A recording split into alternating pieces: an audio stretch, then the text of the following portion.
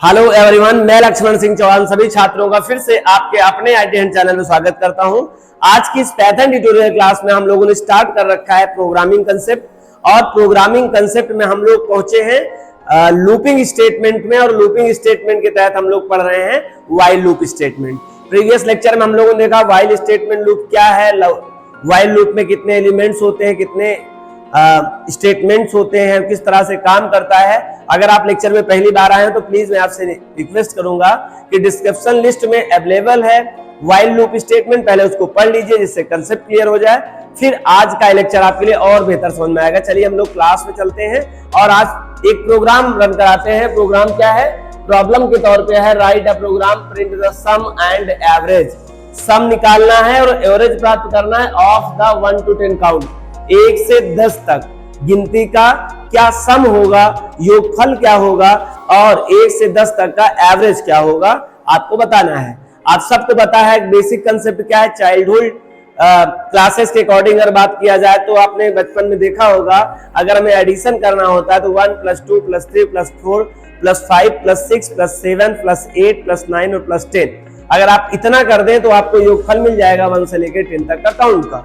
और अगर सब जो सम आएगा उसी सम से डिवाइड बाय जितने नंबर होंगे जिसका योगफल होगा उससे अगर हम डिवाइड कर दें तो योगफल मिल जाता है, एवरेज मिल जाता है। एवरेज प्राप्त करना मतलब औसत निकालने का मतलब होता है कुल संख्याओं का योग अपान कुल संख्याओं का जो योगफल होगा और जितने संख्या होंगे उन्हीं से डिवाइड करने पर जो प्राप्त उत्तर होता है उसी को औसत कहते हैं, अंग्रेजी में एवरेज कहते हैं। ये रहा बेसिक कंसेप्ट जिसके अकॉर्डिंग आपको प्रोग्राम बनाना है।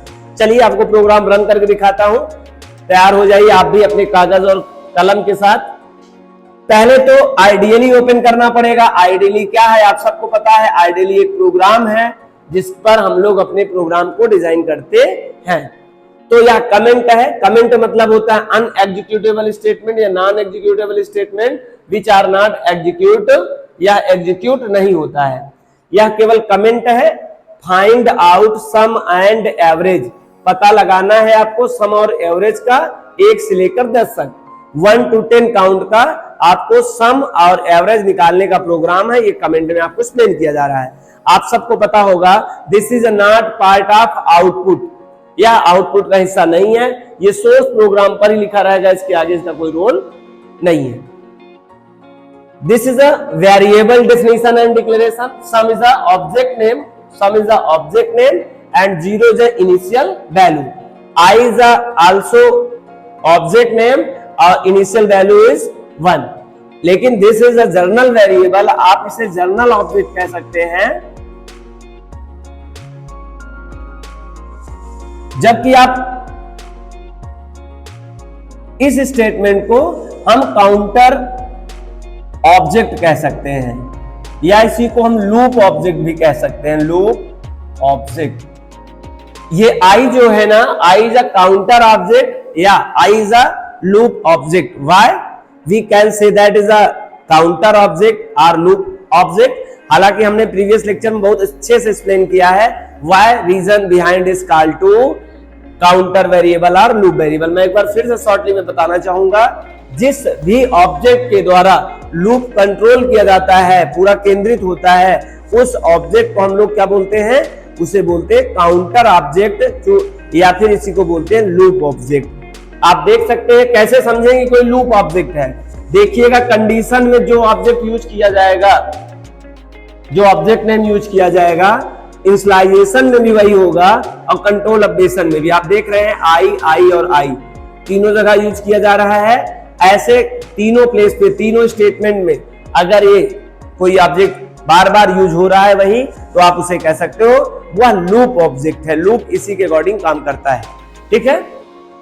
तो आइए मेमोरी लोकेट करके आपको समझाने का प्रयास करेंगे। आई एक प्लेस है और उस प्लेस की इनिशियल वैल्यू क्या है? 1 है। व्हाइल आई लेस देन और इक्वल टू 10, यहां पर आए हम लोग, कंडीशन टेस्ट हो रहा है।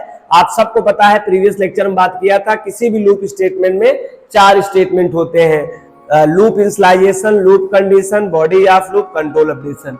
यहां देखिए चारों स्टेटमेंट अवेलेबल है, यही लूप है, ठीक है। और बॉडी ऑफ लूप में this is a body of loop statement. ये बॉडी ऑफ लूप स्टेटमेंट में दो स्टेटमेंट इंक्लूड है और ये वाला स्टेटमेंट है, इसी को हम लोग कंट्रोल अपडेशन कहते हैं। क्या कहते हैं? Control updation. क्या हो रहा है सर इसमें? ऑब्जेक्ट जो आपने स्टार्ट पर रखा था इनिशियल वैल्यू, उसी में इंक्रीमेंट कर रहे हैं, बढ़ा रहे हैं। ठीक है, क्योंकि जो शुरुआत जहां से किया था, अगर आपने शुरुआत को कंप्लीट किया है तो उसकी नेक्स्ट वैल्यू लेना होगा, नहीं बार बार अगर वही वैल्यू आएगी तो कभी आपका जो भी प्रोसेस होगा कंप्लीट ही नहीं होगा, और जब आपका प्रोसेस नहीं कंप्लीट होगा तो ऐसे लूप को हम लोग इनफाइनाइट लूप स्टेटमेंट कहते हैं। ये भी जिक्र हमने प्रीवियस क्लास में किया था। चलिए, i less than or equal to 10, i का मान क्या है? 1 है। लेस है क्या? 1 छोटा है या बराबर है 10 से? आप कहोगे कंडीशन सर ट्रू है। यस, क्यों? कंडीशन ट्रू हो गई, और कंडीशन ट्रू हो गया तो ये रहा बॉडी ऑफ स्टेटमेंट। यहाँ पे कंट्रोल पहुंचेगा और यहाँ पर लिखा हुआ है sum equal to sum plus i. Sum एक ऑब्जेक्ट नेम है सम, और उसकी इनिशियल वैल्यू क्या पड़ी है? 0 पड़ी है। आप कह रहे हो sum equal to sum plus i. I का मतलब क्या? यहाँ पे आई ऑब्जेक्ट की वैल्यू लेगी 1, सम की वैल्यू क्या है? 0 है। आप देख रहे हैं 0 प्लस 1, 0 1 क्या हो जाएगा? 1 ही हो जाएगा। अब सम की इनिशियल वैल्यू क्या हो जाएगी? 0 से क्या हो जाएगी? 1 हो जाएगी। आई होप ये बात आपको समझ में आया। पहले तो कंडीशन टेस्ट हुआ, this is a condition test, this is a body statement. अभी एक काम और बाकी है, दूसरा वाला। यहाँ क्या हो रहा है? यहाँ पर आई की वैल्यू के साथ में आई की वैल्यू के साथ में आई में एक इंक्रीमेंट किया जा रहा है। आई का मान क्या है? 1 है। पहले से ही क्या है? 1 है। जरा क्या होगा देखिए, 1 और 1 क्या हो जाएगा?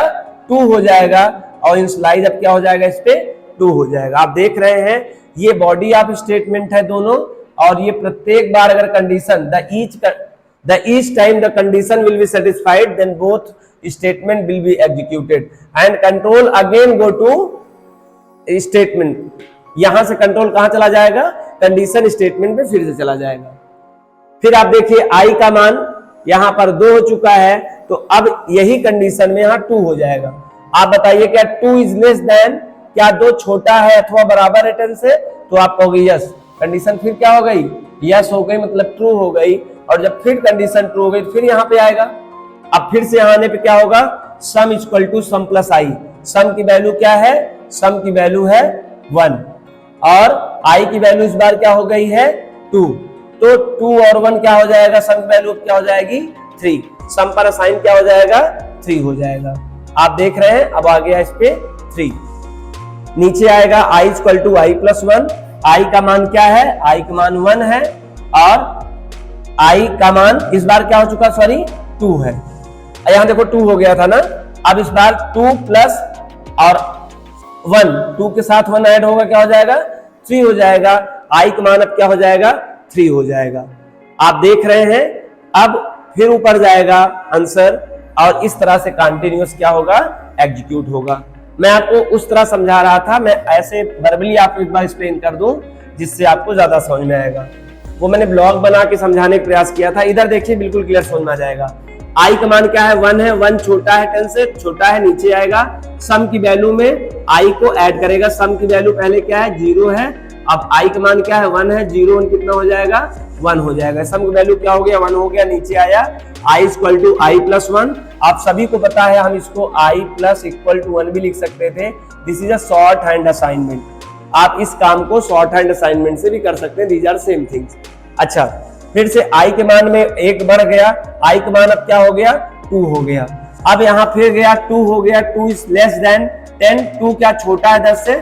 छोटा है। फिर नीचे आएगा सम का मान क्या है? सम का वैल्यू एक्चुअल में 1 पड़ा हुआ है, और आई का मान क्या हो चुका है? 2 हो चुका है। तो इस बार क्या होगा?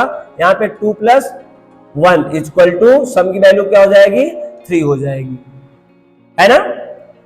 आज सम की वैल्यू क्या था? सम वैल्यू 1 था, और आई का मान क्या है? इस बार आई का मान 2 हो गया है, तो 2 1 क्या हो जाएगा? 3 हो जाएगा। सम का मान क्या हो जाएगा? 3 हो जाएगा। और फिर से नीचे आएगा I equal to I plus 1। आई का मान पहले से क्या था? 2 था, और अब क्या हो जाएगा? 1 2 1 क्या हो जाएगा? 3 हो जाएगा और i का मान क्या हो जाएगा 3 हो जाएगा। फिर नेक्स्ट जाएगा 3 लेस देन 10, क्या 3 छोटा है 10 से, छोटा है। फिर नीचे आएगा सम प्लस i, सम की वैल्यू पहले से 3 है और 3 i का मान है, 3 और 3 क्या हो जाएगा 6 हो जाएगा। तो यहाँ पर सम की वैल्यू क्या हो जाएगी 6 हो जाएगी। फिर नीचे आएगा i equal to i plus 1। आप इस तरह से काउंट करते जाएंगे तो 10 तक लूप चलना है। तो 1 plus 2 plus 3 plus 4 plus 5 plus 6 plus 7 plus 8 plus 9 plus 10, ये कंटिन्यूअस 10 तक लूप चलेगा और ये काम करेगा। और इसका जब योगफल आप लास्ट में पता करेंगे तो सम का मान हो चुका होगा 55। मैन्युअली आप कैलकुलेट कर सकते हैं। फिर कंडीशन जब 11 हुआ होगा तो i मतलब 11 क्या छोटा है अथवा बराबर है 10 से, तो ना तो छोटा है 11 10 से, ना ही बराबर है, तो कंडीशन फॉल्स हो गई। आप सबको पता है फॉल्स होने पर बॉडी अदर स्टेटमेंट में आएगा। ये लूप से बाहर आ गए अदर स्टेटमेंट। अदर स्टेटमेंट में फिर से एक कैलकुलेशन है। उस कैलकुलेशन में सम को i की वैल्यू से मॉडुलो डिवीजन किया जा रहा है। सम की वैल्यू क्या है 55 है। i का मान क्या है, i का मान हो चुका होगा 10 है ना। i का मान क्या है 10, और अगर आप 55 को 10 से मॉडुलो डिवीजन कराते हैं तो जो उसका कोसेंट होता है वो आ जाएगा समथिंग 5.0। आइए नीचे आते हैं। The sum of 1 to 10 count is, ये मैसेज है और मैसेज के साथ ये ऑब्जेक्ट नेम है जिसकी वैल्यू आपको शो कराना है। दिस इज अ मैसेज, ये आपका आउटपुट विंडो है और ये आउटपुट आ गया 55। और the average of 1 to 10 count is, ये रहा सेकेंड मैसेज और एवरेज कितना आया था समथिंग 5.0 आया था, दिया हो गया 5.0। आप इसको प्रोग्राम को बार बार रन कराएंगे तो आउटपुट यही सेम आएगा। या फिर आप यहाँ पे काउंट की वैल्यू का लूप 1 से लेके 20 चला लीजिए तो उसका दूसरा मान आएगा। This is a program of write a program print the sum and average of the 1 to 10 count.